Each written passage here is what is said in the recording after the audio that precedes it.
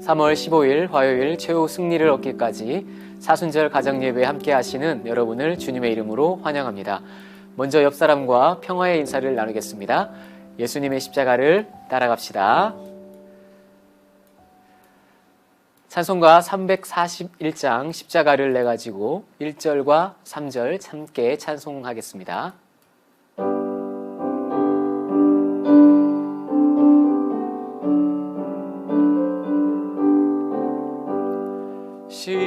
십자가를 내 가지고 주를 따라갑니다. 이제부터 예수로만 나의 보배 삼겠네. 세상에서 부귀영화 모두 잃어버려도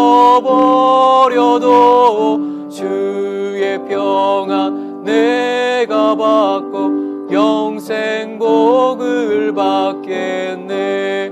내가 핍박 당할 때에 주의 품에 안기고 세상 고쳐 당할수록 많은 위로 받겠네. 주가 주신 기쁨 외에 기뻐할 것 무엇냐. 주가 나를 사랑하니 기뻐할 것뿐일세. 아멘.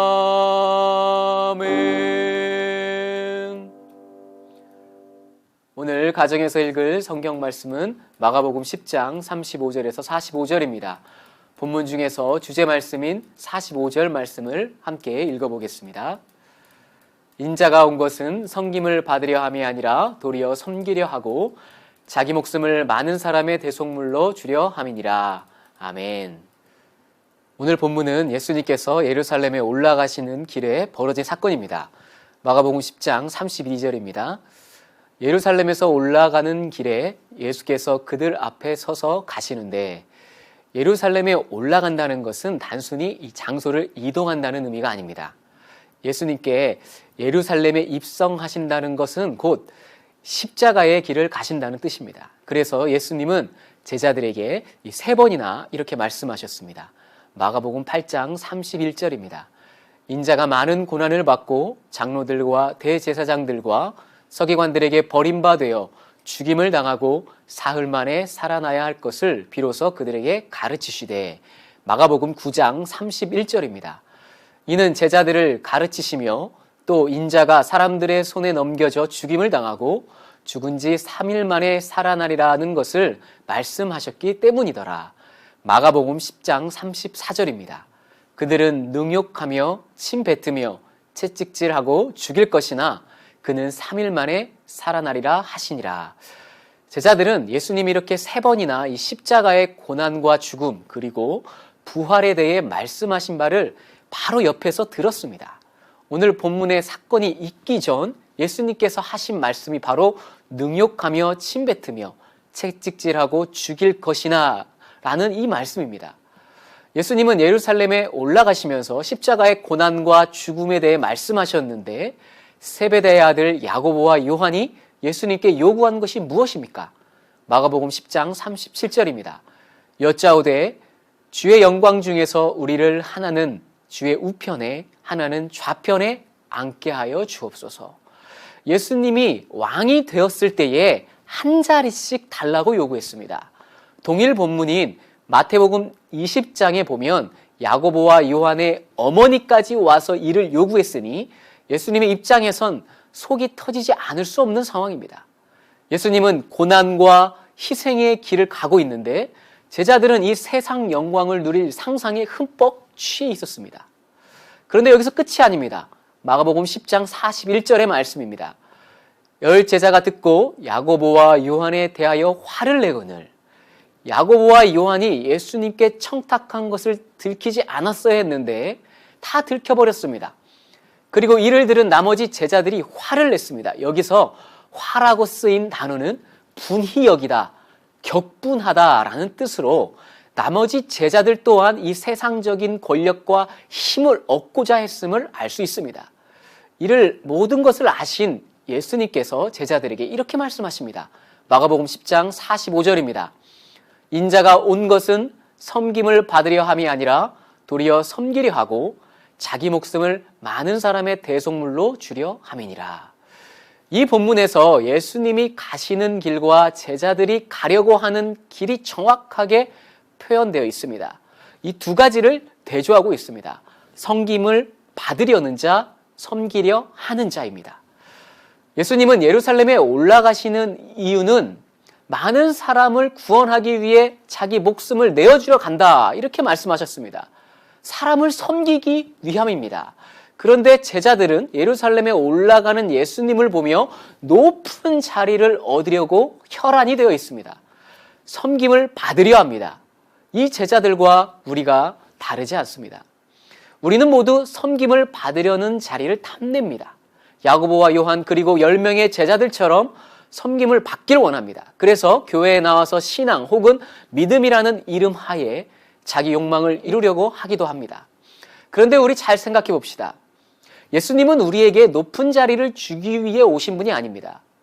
우리는 우리의 세상적 욕구를 채워주기 위해 예수님을 원하지만 예수님은 그러기 위해 예루살렘에 올라가신 것이 아닙니다. 오해하지 않았으면 좋겠습니다. 예수님은 자기 목숨을 우리에게 주신 분이십니다. 예수님이 살아생전 언제 높은 자리에 앉아본 적이 있습니까? 예수님이 살아생전에 자기 욕망을 꽃피우겠다고 기도하신 적이 있습니까? 예수님은 철저히 섬기는 자로 오셨습니다. 누구를 섬깁니까? 바로 우리들입니다.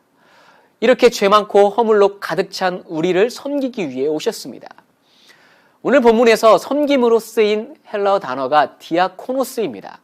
이 디아코노스란 심부름하는 자, 하인 혹은 집사를 뜻합니다. 그리고 종으로 쓰인 헬라어는 둘루스인데 노예란 뜻입니다. 이것이 어떤 의미입니까? 예수님이 우리의 하인, 노예로 오셨다는 겁니다. 우리를 섬기기 위해 예루살렘에 올라가십니다. 놀라운 사실 아닙니까? 그래서 12명의 제자들에게 나는 디아스코노스다. 나는 둘루스다. 나는 많은 사람을 섬기러 왔다. 그러니까 너희들도 나처럼 섬기는 자가 되라고 말씀하십니다. 우리가 지금 보내고 있는 이 사순절은 바로 우리를 섬기러 오신 예수님을 따라가는 기간입니다. 이 기간 우리가 이 말씀을 마음 깊이 자리 잡아 섬기는 자로 오신 예수님처럼 마땅히 디아코노스와 둘루스의 삶을 살아가길 간절히 바랍니다. 이 시간 두 가지를 위해 함께 기도합시다. 우리를 섬기러 오신 예수님을 따라가는 사순절이 되게 하여 주옵소서. 우리나라가 섬기러 오신 예수님처럼 다른 이들과 이웃을 돌아보며 경제적으로 더욱 풍요롭게 하여 주옵소서. 함께 기도하겠습니다.